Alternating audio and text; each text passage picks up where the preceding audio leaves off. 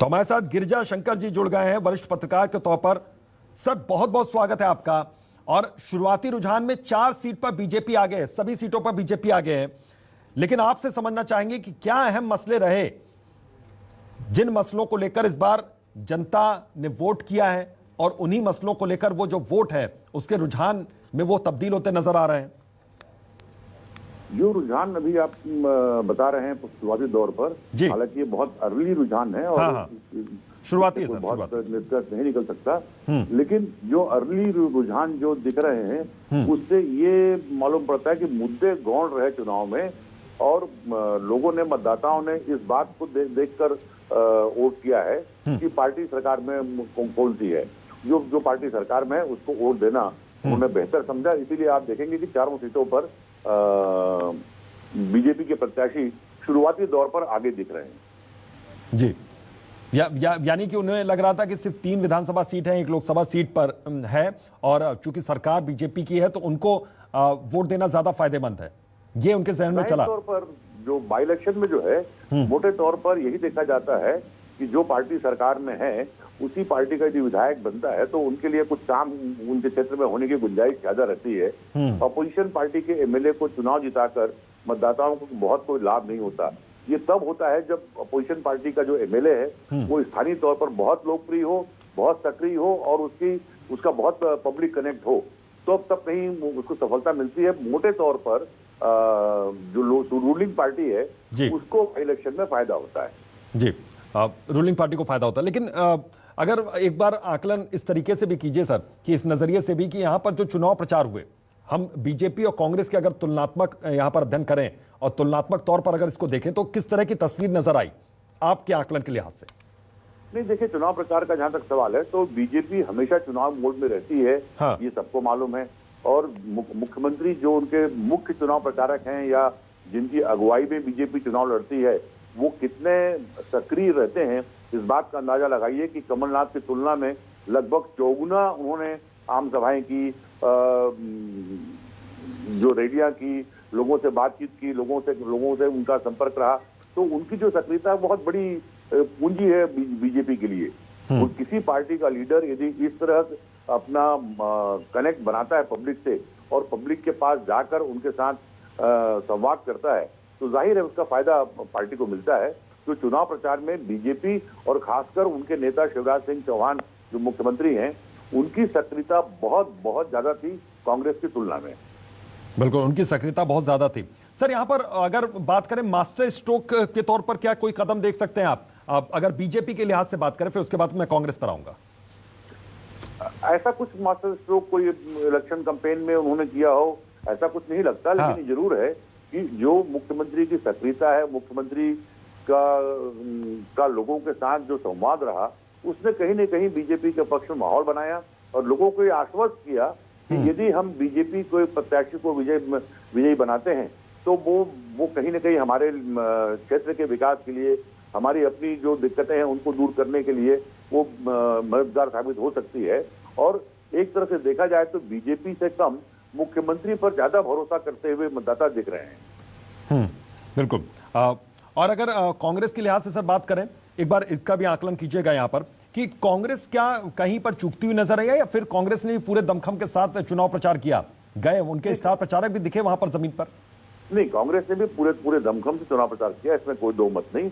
और कांग्रेस ने जो उनके नेता हैं, प्रदेश अध्यक्ष हैं, जो विपक्ष के नेता हैं कमलनाथ, उन्होंने भी लगभग हर चुनाव क्षेत्र में वो गए, लेकिन जाहिर है कि उनकी सक्रियता शिवराज सिंह की तुलना में उतनी नहीं दिखी। और जो सभाएं भी उनकी हुई, रैलियां भी हुई, वो शिवराज सिंह के तुलना में बहुत कम हुई। लेकिन कांग्रेस ने अपने स्तर पर पूरी कोशिश की कि चुनाव प्रचार में बढ़ चढ़ कर हिस्सा लें और चुनाव को अपने पक्ष में करें। अब थोड़े कुछ घंटों के बाद ये स्पष्ट हो जाएगा कि दोनों कांग्रेस और बीजेपी दोनों के प्रयासों का क्या लोगों ने रिएक्ट किया है, किस तरह से, वो दो एक घंटे में मालूम पड़ जाएगा। बिल्कुल। कुछ देर पहले सर हमारे साथ कांग्रेस और बीजेपी के प्रवक्ता भी जुड़े थे और कांग्रेस साफ तौर पर यह कह रही थी कि जो सबसे अहम मसला रहा है जिसको हम लेकर जनता के बीच में गए हैं वो रहा है महंगाई। और क्या आपको लगता है कि महंगाई के मसले पर जनता के दिमाग में कुछ चला होगा क्योंकि वहां पर सरकार तो अपनी योजनाएं बता रही थी कि हम ये योजना चला रहे हैं और भविष्य में इस तरह की योजनाएं चल सकती हैं।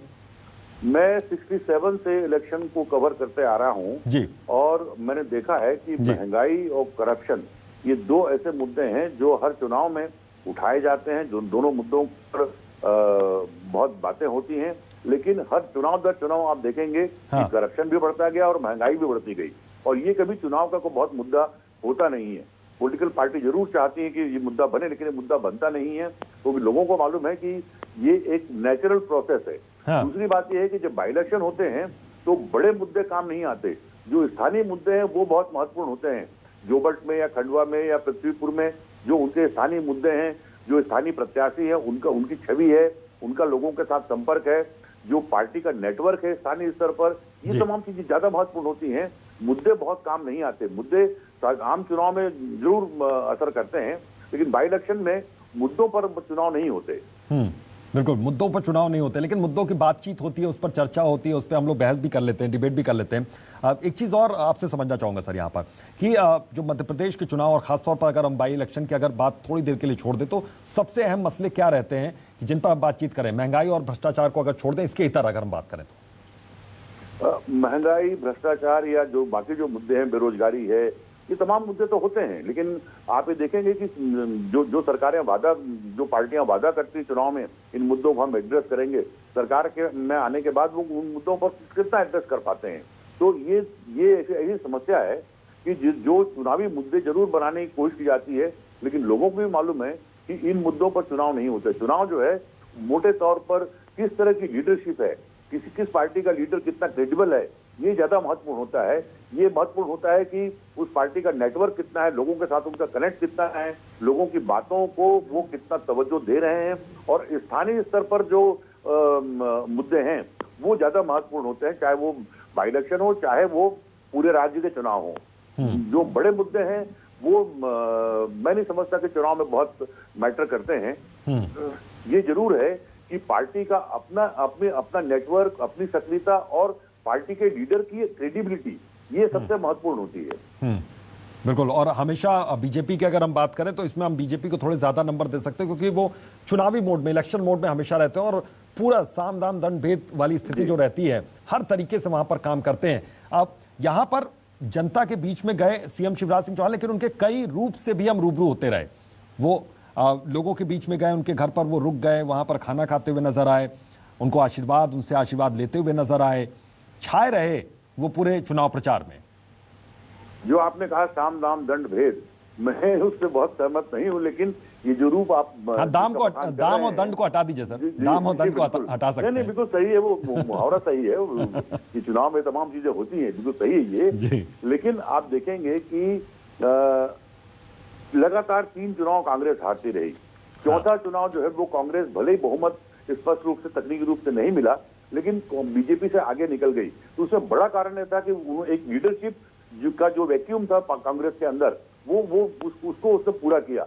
कमलनाथ पार्टी के सीनियर मोस्ट लीडर हैं, मध्य प्रदेश से बहुत उनका वाकिफ वो न हो, मध्य प्रदेश की राजनीति उन्होंने भले ही न की हो, लेकिन सीनियर मोस्ट लीडर होने का फायदा पार्टी को मिला। और पिछले चुनाव में हमने 18 के चुनाव में देखा कि लीडरशिप किस तरह काम करती है चुनाव में। शिवराज सिंह की लीडरशिप को हमने देखा है कि लगातार 3 चुनाव में जीत हासिल करना बीजेपी के लिए, और अभी के बाई इलेक्शन में भी जो जीत पिछले जो 28 सीटों के हुए उसमें जो जीत हासिल हुई, और इन 4 सीटों में जो परिणाम आने वाले हैं, इन सब में जो शिवराज सिंह की लीडरशिप है वो बीजेपी के लिए बहुत बड़ी, मतलब उनकी एसेट है समझ लीजिए आप। तो जो कमलनाथ का लीडरशिप हो या शिवराज सिंह का लीडरशिप हो, पार्टी की लीडरशिप जो है वो पार्टी के चुनाव जिताने हराने में बहुत महत्वपूर्ण भूमिका अदा करती है, मुद्दों से अलग हटकर।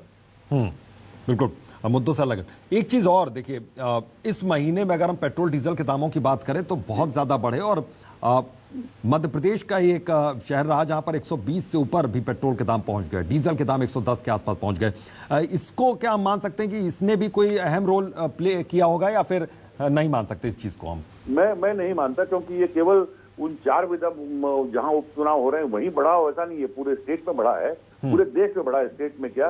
तो ये ऐसे मुद्दे हैं जिन पर आम चुनाव में जरूर असर पड़ सकता है, जहां पर बड़े पैमाने पर चुनाव होते हैं, बहुत सारे चुनाव क्षेत्र जिसमें शामिल होते हैं, लेकिन उपचुनाव में ये तमाम मुद्दे जो हैं वो बहुत काम नहीं आते। जो स्थानीय मुद्दे हैं वो मैटर करते हैं। स्थानीय प्रत्याशी बहुत मैटर करता है कि उसकी अपनी लोकप्रियता, उसका अपना पब्लिक करंट कैसा है, उसकी अपनी क्रेडिबिलिटी कितनी है, ये ज्यादा महत्व होता है। और दूसरी बात यह है कि रूलिंग पार्टी होने के कारण बाई इलेक्शन में एक नेचुरल एडवांटेज रूलिंग पार्टी के साथ होता है।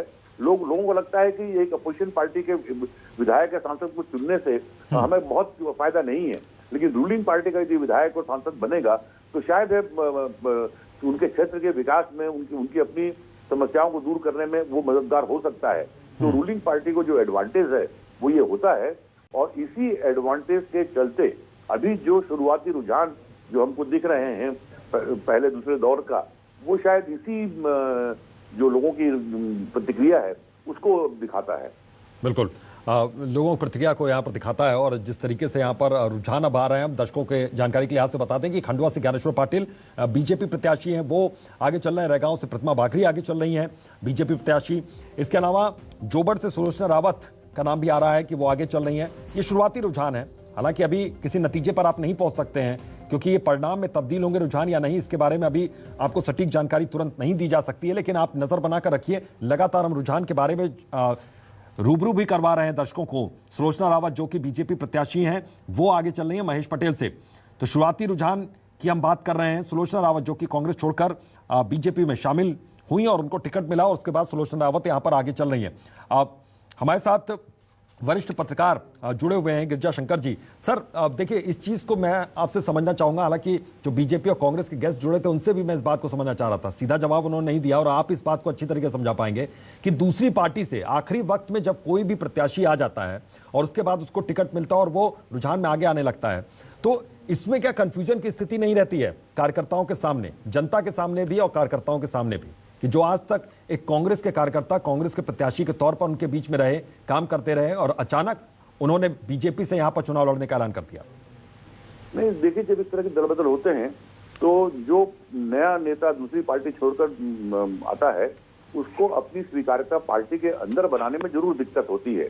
लेकिन अब ये आम चलन हो गया है, कोई बहुत नई बात नहीं रही कि पहली बार हो रहा है कि कोई पार्टी छोड़कर चुनाव के वक्त में दूसरी पार्टी में चला जाए और उसको प्रत्याशी बना दिया जाए।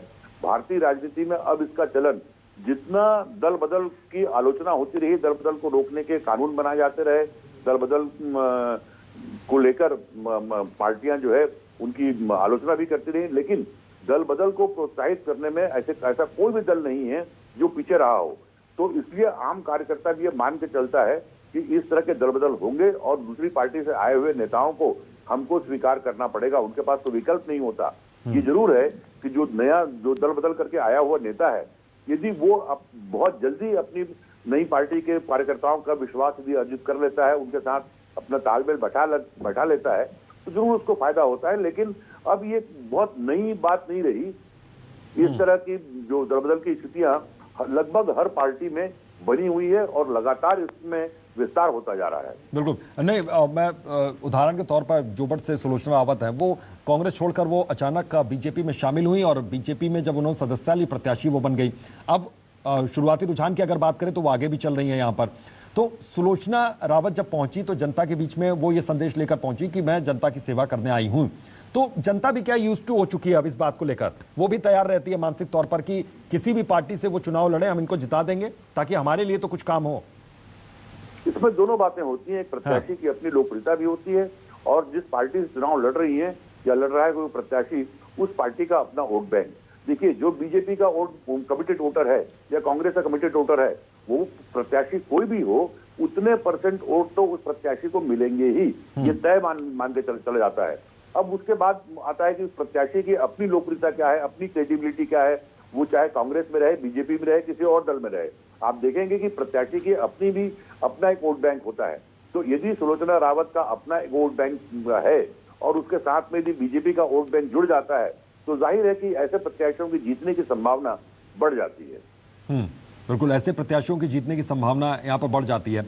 एक चीज़ और यहाँ पर समझना चाहूँगा कि जिस तरीके के सियासी हालात वहाँ पर बने हुए हैं, और कांग्रेस लगातार ये आरोप लगा रही है कि कांग्रेस के ही लोग वहाँ पर हैं, आप पार्टी के भीतर और वही लोग चुनाव लड़ रहे हैं, वही लोग जीत रहे हैं, तो कांग्रेस को जब कोसा जा रहा है बीजेपी की ओर से, तो वो क्या सिर्फ पार्टी को कोस रही है कि उन चेहरों को भी कोस रही है?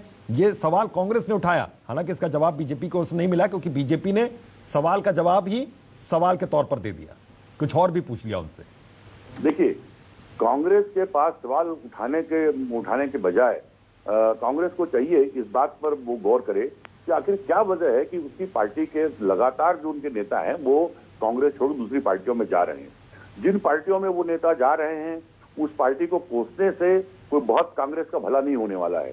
कांग्रेस को इस बात पर विचार करना चाहिए कि साधारण कार्यकर्ता नहीं बल्कि विधायक और मंत्री जो सरकार में बैठे हुए थे वो यदि पार्टी छोड़कर जा रहे हैं तो कांग्रेस को अपनी जो कमजोरी है, अपनी दिक्कतें हैं, उस पर विचार करना चाहिए। केवल कोसने से काम नहीं चलेगा। सवाल ये है कि दल बदल कोई नई बात नहीं, जैसे मैंने पहले ही कहा, तो ये जो तमाम ये प्रक्रिया तो लगातार न केवल मध्य प्रदेश में बल्कि राष्ट्रीय स्तर पर ये प्रक्रिया चल रही है। और ऐसे में जब बाई इलेक्शन हो रहे हैं, बाई इलेक्शन के दौरान दो यदि उसके बड़े नेता, एक विधायक और एक दूसरा पूर्व विधायक कांग्रेस छोड़कर बीजेपी में जाता है, तो पहले अपने हाल ही के अनुभव से कांग्रेस ने क्या सबक सीखा? यदि इतने बड़ी संख्या में उनके विधायक और मंत्री कांग्रेस छोड़ देते हैं तो लगता है कि कांग्रेस ने उससे कोई सबक नहीं सीखा। अपने विधायकों, अपने कार्यकर्ताओं, अपने नेताओं को अपने साथ जोड़कर रखने की कहीं न कहीं चूक हुई है। उस चूक पर विचार करना चाहिए, इस चूक पर विचार करना चाहिए, ना कि कोसना चाहिए। बिल्कुल सर। देखिए, अहम खबर काउंटिंग से जुड़ी इस वक्त की बड़ी खबर, सभी सीटों पर बीजेपी ने बढ़त बना ली है। 3 विधानसभा 1 लोकसभा सीट पर बीजेपी की बढ़त। खंडवा से ज्ञानेश्वर पाटिल आगे चल रहे हैं, लोकसभा सीट है ये। रैगांव से प्रतिमा बागरी विधानसभा सीट पर आगे चल रही है। इसके अलावा जोबट विधानसभा से सुलोचना रावत बीजेपी प्रत्याशी, ये भी आगे चल रही हैं। महेश पटेल यहां पीछे चल रहे हैं। काउंटिंग से जुड़ी है अहम और बड़ी खबर इस वक्त की। तो पहले राउंड में बीजेपी 5239 वोट से आगे, पृथ्वीपुर में बीजेपी 430 वोट से आगे चल रही। तो शिशुपाल यादव बीजेपी के प्रत्याशी वो आगे चल रहे हैं। एमपी उपचुनाव मतगणना से जुड़ी सारी अपडेट हम आप तक पहुंचा रहे हैं। तो शुरुआती रुझान में जो धुंधली तस्वीर अभी नजर आ रही है उसके बारे में हम आपको जानकारी दे रहे हैं कि धीरे धीरे तस्वीर साफ होती जाएगी। फिलहाल शुरुआती रुझान की अगर हम बात करें तो यहां पर सभी सीटों पर बीजेपी ने बढ़त बना ली। अब यह आगे बढ़त कितनी देर तक कायम रख सकते हैं, कब तक यह बढ़त बनी रहेगी और यह बढ़त क्या परिणाम में तब्दील होगी, जीत में तब्दील होगी, इसके लिए थोड़ा सा इंतजार आपको करना होगा। तो फिलहाल इस वक्त की अहम खबर, जोबट से सुलोचना रावत आगे चल रही। तो एमपी उपचुनाव मतगणना में अपडेट लगातार हम तक पहुंच रहे हैं, हम आप तक पहुंचा रहे हैं। अपने दर्शकों की जानकारी के लिहाज से उनको हम लगातार बता रहे हैं। बता दें, सबसे पहले और सटीक जानकारी हम अपने दर्शकों को पहुंचा रहे हैं लगातार। खंडवा से ज्ञानेश्वर पाटिल बीजेपी प्रत्याशी आगे हैं। खंडवा लोकसभा सीट, कहीं पर 1 चरण के मतदान पूरे हो गए, काउंटिंग पूरी हो गई, और कहीं पर 2 चरण की काउंटिंग पूरी हो गई है मतगणना। रैगांव में 2 चरण की मतगणना पूरी हो गई है। तो बीजेपी यहां भी आगे चल रही है। और बता दें कि लगातार यहां पर काउंटिंग का सिलसिला चल रहा है। खंडवा से लोकसभा सीट से ज्ञानेश्वर पाटिल बीजेपी के वो आगे चल रहे हैं। तो खंडवा में बता दें कि कई विधानसभा 8 विधानसभाएं आती हैं। तो यहां पर खंडवा है, मांधाता है, पंधाना, बड़वा, बागली, बुरहानपुर, नेपानगर, भीकमगांव। तो बीजेपी इन सभी सीटों पर आगे चल रही है। तो लोकसभा सीट है खंडवा, जहां पर बीजेपी आगे चल रही है। खंडवा से ज्ञानेश्वर पाटिल है बीजेपी के प्रत्याशी, वो आगे चल रहे हैं। रैगांव विधानसभा से प्रतिमा बागरी आगे चल रही हैं बीजेपी प्रत्याशी, और जोबट से सुलोचना रावत बीजेपी प्रत्याशी वो आगे चल रही हैं। तो ये अहम जानकारी हम लगातार आप तक पहुंचा रहे हैं कि किस तरीके से यहां पर तस्वीर एक एक करके साफ हो रही है। तो बड़ी खबर और अहम खबर आज के लिहाज से, क्योंकि 4 सीटों पर शुरुआती रुझान में जो तस्वीरें साफ हो रही हैं वो हम आप तक पहुंचा रहे हैं लगातार कि किस तरीके से यहां पर अब ये रुझान जो है ये रिजल्ट में तब्दील हो सकते हैं या नहीं, ये कैसे होगा, इसके लिए थोड़ा सा इंतजार आपको करना होगा। जोबट से बीजेपी प्रत्याशी हैं सुलोचना रावत, जो कि आगे चल रही हैं। इसके अलावा रैगांव से प्रतिमा बागरी, पृथ्वीपुर से शिशपाल यादव और खंडवा लोकसभा सीट से ज्ञानेश्वर पाटिल, ये सभी लोग आगे चल रहे हैं। तो बड़ी खबर है और अहम खबर है इस वक्त की ये, क्योंकि आज पूरे दिन लगातार हम आप तक अपडेट पहुंचाते रहेंगे पल पल की, एक एक जहां पर काउंटिंग हो रही है मतगणना सेंटर से हम पल पल की अपडेट आप तक पहुंचाते रहेंगे। किस तरीके से रिजल्ट और किस तरीके से रुझान यहां पर आ रहे हैं। जोबट से सुलोचना रावत यहां पर चल रही है आगे, बीजेपी की प्रत्याशी हैं। तो इसी तरीके से तस्वीर एक एक करके धीरे धीरे साफ हो रही है। सभी सीटों पर बीजेपी ने बढ़त बना रखी है। तो आप समझ सकते हैं कि किस तरीके से यहां पर अब ये रुझान आ रहे हैं। कहीं पर एक राउंड की काउंटिंग हो गई है, कहीं पर 2 राउंड की हो गई। तो पृथ्वीपुर में बीजेपी 430 वोट से यहां पर आगे चल रही है। तो ये लगातार यहां पर सिलसिला काउंटिंग का चल रहा है। ये लगातार यहां पर तस्वीर साफ हो रही है, धुंधली तस्वीर है। हालांकि तस्वीर दोपहर तक साफ हो जाएगी यहां पर कि ये रुझान क्या परिणाम में तब्दील हो रहे हैं, ये रुझान क्या जीत में तब्दील हो रहे हैं, हार में तब्दील हो रहे हैं। ये इसके लिए थोड़ा सा इंतजार आपको करना होगा। लेकिन रैगांव से प्रतिमा बागरी जो कि बीजेपी की प्रत्याशी हैं वो आगे चल रही है। जोबट से सुलोचना रावत आगे चल रही है। और लगातार हम इस बात को आपको बता भी रहे हैं, जानकारी भी दे रहे हैं कि किस तरीके से ये यहां पर रुझान, शुरुआती रुझान में चीजें सामने आ रही। तो बड़ी खबर है और यह अहम खबर इस वक्त की। तो खंडवा से ज्ञानेश्वर पाटिल आगे चल रहे हैं। ज्ञानेश्वर पाटिल जो कि बीजेपी के प्रत्याशी हैं, जो अपने जीत का दावा भी लगातार करते रहे डे 1 से। और आज पूजा पाठ करते हुए जब मंदिर से निकल रहे थे उस वक्त भी हमारे सहयोगी से जब बातचीत हुई तो उन्होंने कहा कि 100% हम जीत रहे हैं, 100%, 100%, ये सब कुछ उन्होंने कहा। हालांकि उन दावों में अभी एक हल्का फुल्का दम नजर आ रहा है, लेकिन ये रुझान है, ये रुझान का दम है। रुझान रिजल्ट में, जीत में तब्दील होते हैं या नहीं, इसके लिए थोड़ा इंतजार करना होगा। ये देखिए किस तरीके से इसे सत्ता का सेमीफाइनल माना जा रहा है। और इन बाई इलेक्शन में जीत किसी भी पार्टी की होगी, जिस पार्टी की होगी, जाहिर है कि आने वाले विधानसभा चुनावों में इसका असर दिखेगा। जो आज के रिजल्ट आएंगे इसका असर यहां पर नजर आएगा। इसीलिए यह सत्ता का सेमीफाइनल यहां पर कहा जा रहा है। बहरहाल 3 विधानसभा और 1 लोकसभा सीट पर यह रिजल्ट आ रहा है। रैगांव से प्रतिमा बागरी जो कि आगे चल रही हैं, बीजेपी की प्रत्याशी हैं। सुलोचना रावत देखिए बीजेपी से आगे चल रही हैं जोबट में, जोबट विधानसभा।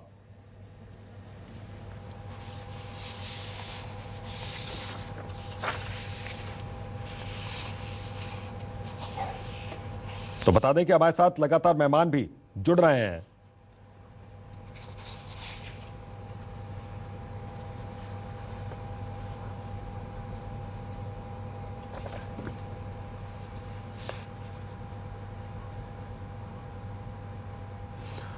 तो स्वदेश शर्मा हमारे साथ कांग्रेस प्रवक्ता जुड़ गए हैं, सीधा उनका रुख करते हैं।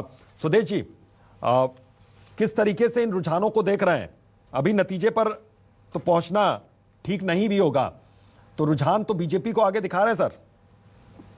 देखिए अभी कहीं एक राउंड कहीं दूसरा राउंड चल रहा है और ऐसे में किसी को भी आगे पीछे किए जाने को लेकर किसी भी तरह की अटकल लगाए जाना मैं समझता हूँ ठीक नहीं है।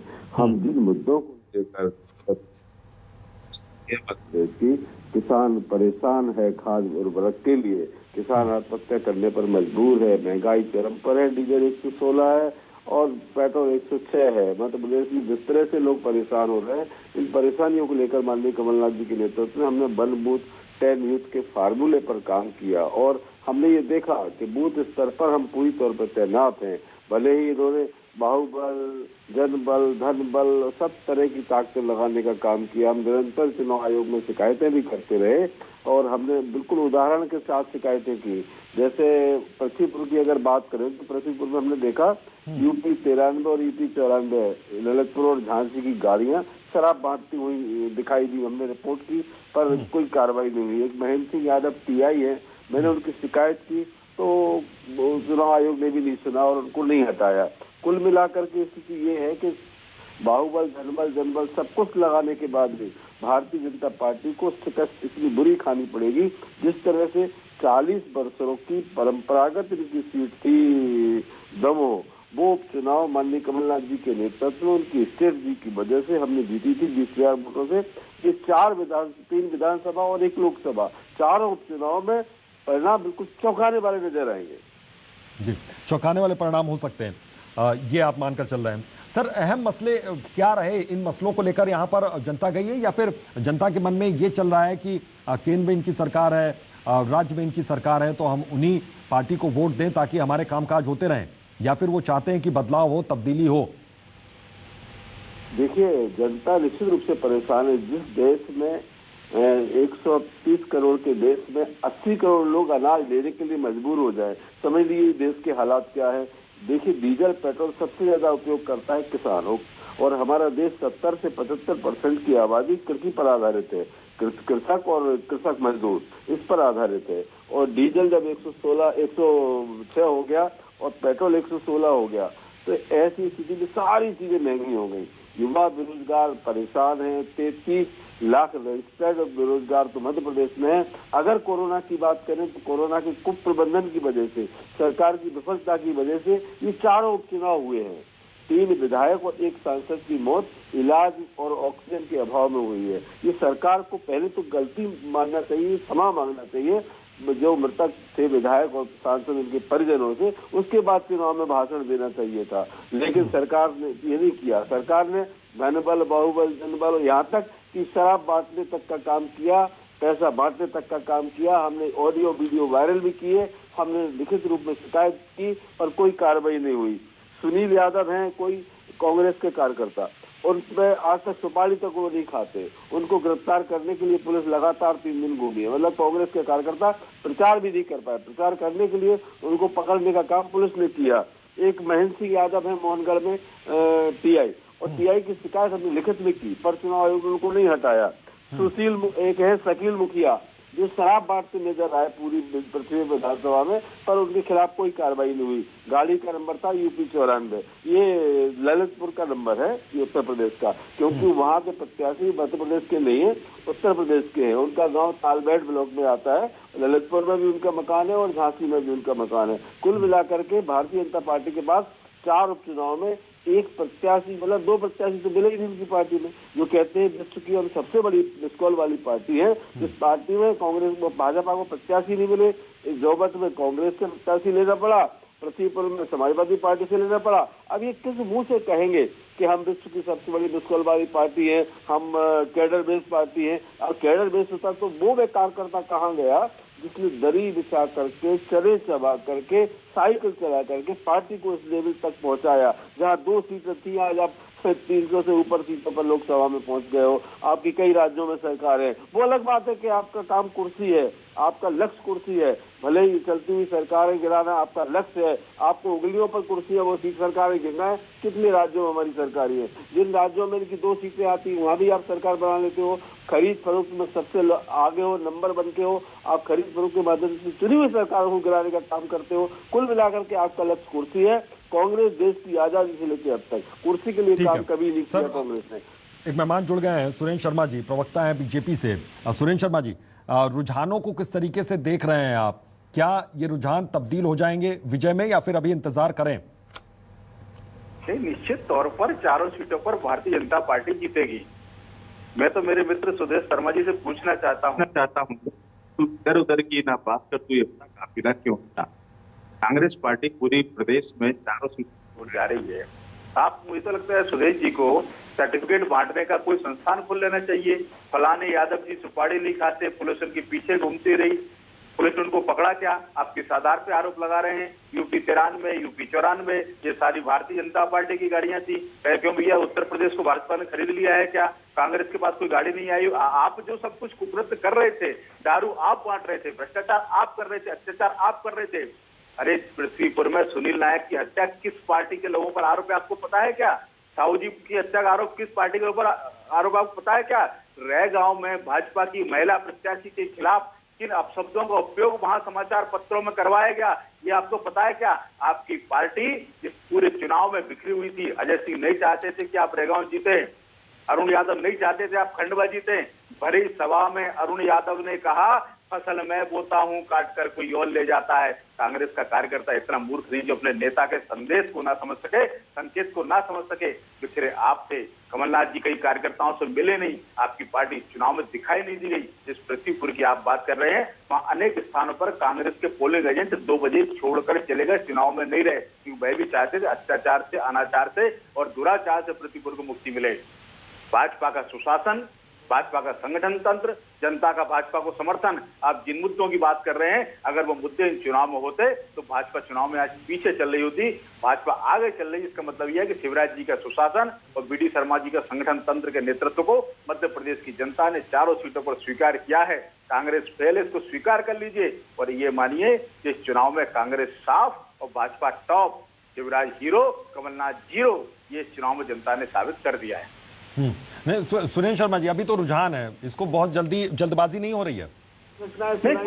मैं चाहूंगा कि आपका ध्यान इस ओर आकर्षित जरूर हो। मध्य प्रदेश में 15 वर्ष की सरकार में 15,126 किसानों ने आत्महत्या की। तब आप कहाँ थे? जब आप बताइए, हम कांग्रेस ने देश की आजादी के बाद से जय जवान जय किसान का नारा कांग्रेस ने दिया, कांग्रेस ने हरित क्रांति लाई, श्वेत क्रांति लाई, कांग्रेस ने सरकार में 72,000 करोड़ का कर्जा माफ किया। क्यों किया? हमको ये पता है, हमारा किसान हमारा अन्नदाता है, वो हमारा भगवान है, उसका बेटा बड़ा होकर जवान होकर झांसा दिया। कितने किसानों अब आपको भगवान की याद आ गई? जो लोग ये कहते हैं अब आप मंदिर जाते हैं। 1 मिनट उनसे बात कर ली जाए, उनकी समस्याओं को समझ लिया जाए। उद्योगपतियों की सरकार सिर्फ सरकार गिराने का काम करती है। ये संविधान को खंडित करना चाहते हैं, देश का बंटवारा करना चाहते हैं, देश को तोड़ देना चाहते हैं। आज महंगाई की बात करें तो मध्य प्रदेश के हालात ऐसे हैं, किसान 116 रुपए का पेट्रोल भरवा रहा है, 106 रुपए का डीजल भरवा रहा है। सबसे ज्यादा आवश्यक, सबसे ज्यादा जरूरत किसानों को ही डीजल की पड़ती है। डीजल आसमान छू रहा है। अरे आप अपने आप 2018 के पत्र पर डाल दीजिए। अरे सुरेंद्र शर्मा जी, एक बार स्वदेश शर्मा बोलने फिर आप आइएगा। 2018 में था पूरी बात हो जाए। बच्चे फर्स्ट डिवीजन इंटर पास करेंगे उनको हम एक लैपटॉप देंगे। कहाँ गया वो लैपटॉप? आपने कहा था जो 75% जिनकी आएगी उनको हम स्कूटी देंगे। कहाँ गई वो स्कूटी? आपने कहा था हम किसानों को 2018 में सरकार आपकी बनी थी। आपने कहा था महिलाओं हमारी योजना चल रही थी, सरकार उसको पूरा कर रही है। अरे आपसे तो गरीब थे, उसका अंतिम संस्कार के 5,000 रुपए के लिए रसोई गैस पर 100 रुपए मध्य प्रदेश सरकार से छूट की। आज 1,000 तो देखिए, भटकिए मत और चुनाव की बात कीजिए। चुनाव की तो लीजिए। सुरेंद्र शर्मा जी, मैं आता हूँ। सुरेंद्र शर्मा जी आ रहा हूँ मैं। एक बार सुदेश जी, सुरेंद्र शर्मा जी के नाम पर बोलने के लिए शब्द नहीं है आपके पास जी। ठीक है सुरेंद्र शर्मा जी, अभी शुरुआती रुझान की भी बात कर रहे थे। खैर रिजल्ट जब आएंगे उसके बाद हम एक अलग चर्चा करेंगे, लेकिन ये चीज मैं आपसे समझना चाह रहा हूँ सुदेश शर्मा जी कि आपने ये जो आरोप लगाए कि यहाँ पर इस तरीके से गाड़ियां आ रही थी, दूसरे स्टेट से गाड़ियां आ रही थी, इस तरीके से यहाँ पर पैसे दिए गए, शराब दिए गए, इनको लेकर आपने क्या चुनाव आयोग में शिकायत की? और जब शिकायत की तो चुनाव आयोग की ओर से क्या किया गया, क्या रवैया रहा, ये भी थोड़ा सा एक बार बताइए। मैं दर्शकों की जानकारी के लिहाज से जानना चाहता हूं कि कुछ सबूत है इसके, कुछ सबूत दिए गए क्या चुनाव आयोग को? चुनाव आयोग को हमने ऑडियो, वीडियो, सारी रिकॉर्डिंग, फोटोएज सबके साथ हमने चुनाव आयोग में शिकायत की। बावजूद इसके ऐसा कुछ भी नहीं हुआ। वहाँ के अधिकारी कर्मचारी, क्योंकि ये पृथ्वीपुर विधानसभा 2 जिलों में बटा हुआ है, टीकमगढ़ और निवाड़ी, दोनों जगह के जिला प्रशासन भारतीय जनता पार्टी का बिल्ला जेब में डाल के काम कर रहे थे। एक टीआई महेंद्र सिंह यादव जो लगातार संरक्षण दे रहे थे भारतीय जनता पार्टी के प्रत्याशी और उनके कार्यकर्ताओं को, और अवैध काम करने की इजाजत दे रहे थे एक तरह से, उनकी शिकायत की, आज तक उनको नहीं हटाया गया। बावजूद इसके मैं दावे के साथ कह रहा हूँ, पृथ्वीपुर विधानसभा की जीत तो इतनी अभूतपूर्व होगी कि भारतीय जनता पार्टी देखती रह जाएगी। जिस तरह दमोह में 40 वर्ष की इनकी परंपरागत सीट कांग्रेस की झोली में आई थी, 20,000 वोटों से कांग्रेस ने जीता था उस सीट को माननीय कमलनाथ जी के नेतृत्व में। आपको ये याद होगा, माननीय कमलनाथ जी बतियाते नहीं है, बोलते नहीं है, बड़बड़ाते नहीं है, नोटंकी नहीं करते। ये माननीय मुख्यमंत्री महोदय बतौलेबाज हैं, बातें करते हैं, बेवकूफ बनाने की कोशिश करते हैं। जमीन पर काम कुछ भी नहीं है। 22,000 घोषणाएं पहले से बकाया पड़ी है। रोजाना में लेके चलते हैं, कहीं भी नारियल फोड़ा और जय हरी की। आज बता दीजिए आप, इन्होंने दो नियुक्ति पत्र में जो बातें कही थी 2018 के में, 18 पहले इस सरकार को भी इनके हो गए। जो सरकार इन्होंने हथियाई है, जो सरकार खरीद फरोख्त के माध्यम से बनाई है, इसको भी 18 महीने हो गए। इनने एक भी वादा पूरा किया क्या? उन छात्र छात्राओं को ठीक है, अब इन सवालों का जवाब मैं ले लेता हूं। सुरेंद्र शर्मा जी, देखिए, गंभीर आरोप कांग्रेस की ओर से लगाए जा रहे हैं कि आपने जो भी वादे किए थे, क्या उन वादों को पूरा किया? क्योंकि जब वादा पूरा करने की बात आती है तो आप फिर पूर्व की कांग्रेस सरकार पर टूट पड़ते हैं। और पूर्व सीएम ने एक ये भी आरोप लगाया कि मौजूदा जो सीएम हैं वो जेब में नारियल लेकर घूमते हैं और कहीं भी मौका मिलता है तो नारियल फोड़ देते हैं। देखिए साहब, जिसकी किस्मत फूटी होगी वो तो नारियल नहीं फोड़ सकता। कमलनाथ जी की किस्मत फूटी थी, उनकी बनी हुई सरकार चली गई। जिसके पास नारियल को श्रीफल भी हम बोलते हैं, जिसके पास फ्री होगी, जिसके पास लक्ष्मी मैया की कृपा होगी। कमलनाथ जी तो रोते रहते थे, पैसा नहीं है, पैसा नहीं है, पैसा। गरीब को आपने मध्य प्रदेश को गरीब की इन्होंने हालत पतली कर दी। किसान रो रहा था, लाल गुलाबी पीले कागज में लग गया था।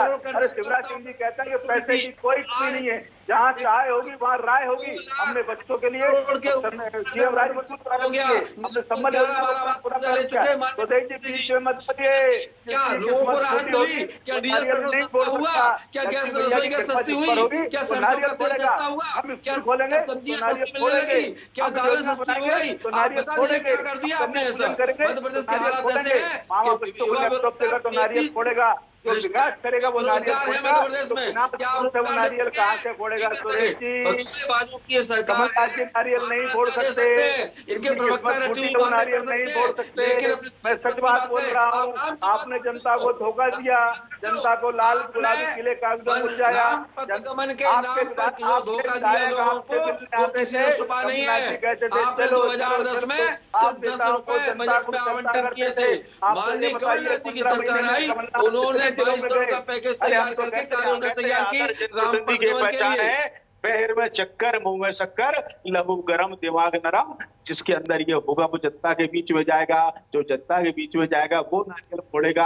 आप जनता से मिलते ही नहीं हो। आप अभी चुनाव चल रहा है, कमलनाथ जी भोपाल में नहीं है। जिस दिन वोटिंग हो रही थी कांग्रेस कार्यालय पे ताला डला था। आप अशुभ व्यक्ति हो, इस कारण आपके चारों चुनाव हार रहे हो। आप चुनाव में जीतते तो भी नारियल फोड़ते, जो जीतेगा वो नारियल फोड़ेगा, जो करेगा वो नारियल फोड़ेगा। आजादी में हमारे पंडित नेहरू 11 साल जेल रहे। आप माफी भी सावर करके अनुयायी है। आप नाथूराम गोडसे का मंदिर ग्वालियर में बनाकर उसकी पूजा करते हैं। बापू राष्ट्रपिता महात्मा गांधी के हत्यारों को आप पूजा करते हैं, उनके आप उपासक हैं। आप कैसे कह सकते हैं कि हम दोषी हैं और हम शुभ नहीं है, हम श्री नहीं है? स्वदेश शर्मा जी, देखिए, इसी से मैं बच रहा था, क्योंकि ये मैं आज के मसले में लाना नहीं चाह रहा था। इसको लेकर बहुत ज्यादा चर्चाएं हुई नहीं। जनता के बीच में सरकार अपनी उपलब्धियां बता रही थी और विपक्षी पार्टी यहाँ पर सरकार की नाकामी गिना रही थी। अंतिम सिरे में खड़े व्यक्ति को न्याय दिलाना हमारा लक्ष्य है। हम सत्ता में हो या हम विपक्ष में हो, हम जनता के साथ खड़े थे, खड़े हैं, खड़े रहेंगे, क्योंकि हमारा संविधान को कायम रखना है, नहीं होने जाएंगे। इस तरह से आप लोकतंत्र में को खरीद फरोख्त के माध्यम से गिरा सकते हैं। जिस राज्य में आप 2 सीटें आती हैं, आप वहां सरकार बना लेते हैं। आपका सरकार आपका लक्ष्य हो सकता है, कुर्सी कभी नहीं रहा। हम वो लोग हैं जो देश की आजादी में अपने प्राण गंवाने के बाद भी अपने आप को देने। ठीक है, मैं आता हूं सुदेश जी, आपके पास आता हूं मैं। सुरेंद्र शर्मा से मैं आपके पास भी आता हूं। इस बीच में एक अहम खबर आ रही है, दर्शकों की जानकारी के लिहाज से बता दें, उपचुनाव से जुड़ी हुई ये बड़ी खबर आ रही है। वहां पर काउंटिंग चल रही है, तीसरे राउंड की मतगणना हो गई। बीजेपी की सुलोचना रावत आगे चल रही हैं, तो ये लगातार हम अपडेट आप तक पहुंचा रहे हैं। सुलोचना रावत जोबट सीट से, जोबट विधानसभा से आगे चल रही है। 1191 वोटों से वो आगे चल रही है। जोबट पे तीसरे राउंड की मतगणना खत्म हो गई है। तो इस वक्त की अहम और बड़ी खबर, बीजेपी की सुलोचना रावत आगे चल रही है। तो तीसरे राउंड की यहां पर ये हम तस्वीर आपको बता रहे हैं। तीसरा राउंड यहां पर खत्म हो गया है। तीसरे राउंड की काउंटिंग यहां पर शुरू हो गई है और इसके बाद यहां पर बीजेपी लगातार आगे चल रही है। सुरेंद्र शर्मा हमारे साथ बीजेपी से जुड़े हुए हैं। सुरेंद्र शर्मा, यहां पर देखिए, अभी एक अच्छी खबर बीजेपी के लिहाज से ही कही जा सकती है कि शुरुआती रुझान में जो 3 चरण यहां पर है, सुलोचना रावत उसमें आगे चल रही हैं। लेकिन ये जीत में तब्दील होगा या नहीं, इसके लिए अभी थोड़ा सा कुछ कहना जल्दबाजी होगा। लेकिन एक चीज ये समझना चाहेंगे कि नारियल फोड़ने वाली जो बात हुई है, पेट्रोल और डीजल के दाम लगातार आसमान छू रहे हैं, इसको लेकर चर्चा हुई नहीं, बातचीत हो नहीं रही है। इसके अलावा सिलेंडर के दाम देखिए किस तरीके से बढ़ रहे हैं, महंगाई से जनता जूझ रही है और यह हकीकत है, और इस हकीकत से कोई इनकार नहीं कर सकता है। आप भी नहीं कर पाएंगे सर, बताइए मुश्किल कहां आ रही है? नहीं कर रही, निश्चित तौर पर इस बात को लेकर सरकार उस दिशा में प्रयास कर रही है। ये तो सरकार ने कहा कि पेट्रोल को जीएसटी में लाना चाहिए, और जीएसटी जब सभी राज्यों की सहमति बनती है तब वो आता है। जब प्रस्ताव आया तो विरोध करने वाली कौन थी?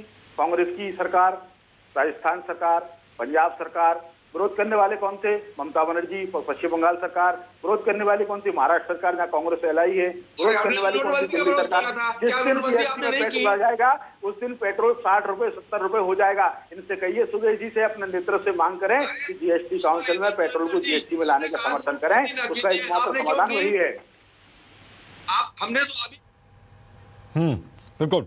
एक चीज और यहां पर समझना चाहेंगे सुदेश शर्मा जी, आपने कई अहम मसले उठाए, लेकिन मैं ये समझना चाहूंगा भी शुरुआती रुझान में बीजेपी के प्रत्याशी आगे चल रहे हैं, उसकी बड़ी वजह क्या है? क्या ये जो अहम मसले अभी आप ये टीवी स्क्रीन पर उठा रहे हैं, ये जनता के बीच में नहीं उठा सके? क्या महंगाई के मसले पर जनता के बीच में बातचीत नहीं हो पाई? मैं ये समझना चाह रहा हूं आपसे सर, अभी शुरुआती रुझान है, मैं नतीजे नहीं पहुंचा।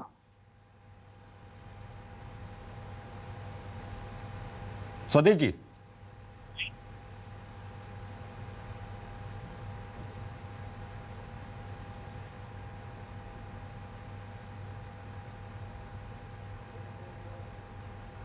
ठीक है, मैं आप लोगों के पास आता हूं। हमारे एक सहयोगी जो लगातार इलेक्शन को कवर भी कर रहे थे, राकेश चतुर्वेदी, वो उनका रुख करते हैं। वीडी शर्मा उनके साथ इस वक्त मौजूद हैं।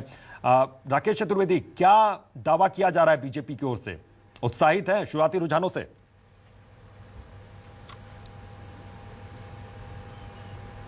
निवास पर, और कह सकते हैं कि जो शुरुआती रुझान जिस तरह से आए हैं, उसके बाद यहाँ पर जो कह सकते हैं कि जश्न भी कह सकते हैं तैयारी शुरू हो रही है। हालांकि कह सकते हैं कि फिलहाल जो शुरुआती रुझान है, लेकिन वीडी शर्मा के जो निवास पर बंगले पर जो बीजेपी के कार्यकर्ता हैं शुरू हो गया है, और अब हम जो है वीडी शर्मा से बात करेंगे, क्योंकि जो शुरुआती रुझान समझे तो वो बीजेपी के पक्ष में है, और जाहिर तौर पर है जो शुरुआती रुझान है, माना जाता है कि जो शुरुआत में रुझान निकलकर सामने आए हैं, परिणाम को दिशा में जाएंगे। और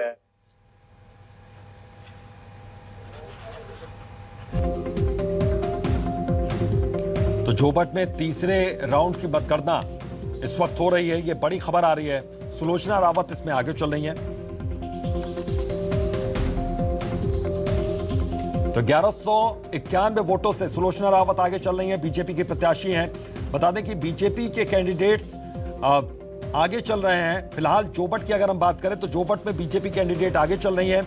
पृथ्वीपुर में बीजेपी आगे चल रही है। एमपी उपचुनाव की मतगणना यहां पर चल रही है उपचुनावों की, और खंडवा सीट पर कुछ देर पहले की जो अपडेट थी, ज्ञानेश्वर पाटिल वहां पर आगे चल रहे थे बीजेपी से। लगातार यहां पर बीजेपी के जो प्रत्याशी हैं चारों सीट पर आगे चल रहे हैं। बीजेपी से ज्ञानेश्वर पाटिल आगे चल रहे हैं। खंडवा से 5312 वोटों से ज्ञानेश्वर पाटिल आगे चल रहे हैं। तो ये आप देखिए 3 राउंड की मतगणना यहां पर पूरी हो गई है, और हमारे साथ लगातार हमारे सहयोगी मौजूद है। स्वदेश शर्मा जी, एक सवाल आपसे मैंने पूछा था, उसका मैं जवाब चाहता हूं कि जो मसले हैं जिन पर हम यहां पर चर्चा कर रहे हैं, बातचीत कर रहे हैं, क्या कांग्रेस जनता के बीच में लेकर गई, और अगर लेकर गई तो क्या जनता को समझा नहीं सकी?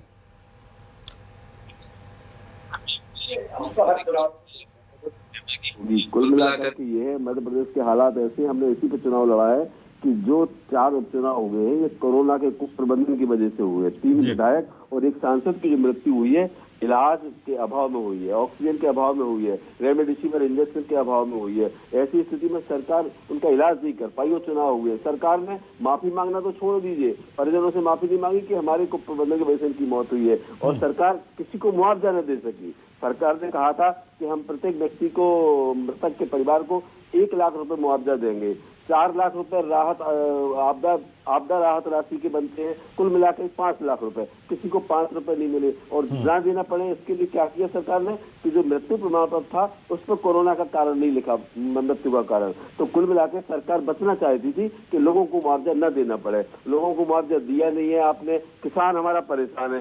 कर्ज माफी जैसे से चल रही थी मध्य प्रदेश में, 27 लाख किसानों की कर्ज माफी कमलनाथ जी ने की थी, आपने उसको रोक दिया। और अभी आज तत्काल जरूरत 1 लाख मीट्रिक टन डीएपी की थी और इनके पास बिचौलियों के अलावा, माफियाओं के अलावा किसी के पास नहीं दिख रहा डीएपी या कोई भी उर्वरक और खाद बीज। आज स्थिति ये है कि अशोकनगर के किसान हो तो सड़क पर धरना देते हैं, प्रदर्शन करते हैं, चक्का जाम करते हैं, पुलिस उन पर लाठीचार्ज करती है क्योंकि उन्हें खाद भी चाहिए। अब बात करते हैं बीना की। बीना राजधानी और ग्वालियर के बीच का रास्ता है। पटरियों पर लेट गए थे किसान कि हमें खाद बीज दिलाया जाना चाहिए और नहीं दिला पाया अपन वो खाद बीज। अब बात करते हैं दतिया जिले के इंदरगढ़ की, जहाँ के गृह मंत्री जहाँ से बिल्कुल मैं यही समझना चाह रहा था कि आप जो मसलों पर जिन पर हम चर्चा कर रहे हैं वो क्या मसले जनता के बीच में नहीं गए? शुरुआती रुझान में कम से कम बीजेपी जो है 4 सीटों पर आगे चल रही है। सारे मसले समय की थोड़ी सी कमी है, समय की थोड़ी सी कमी है। मैं आप लोगों को रोकना चाहूंगा माफी के साथ। बहुत बहुत शुक्रिया इस चर्चा में, इस डिबेट में शामिल होने के लिए। लेकिन इस वक्त की अपडेट यही है कि 4 सीट जो हैं, 3 विधानसभा और 1 लोकसभा, उस पर सभी पर बीजेपी के कैंडिडेट्स अभी आगे चल रहे हैं।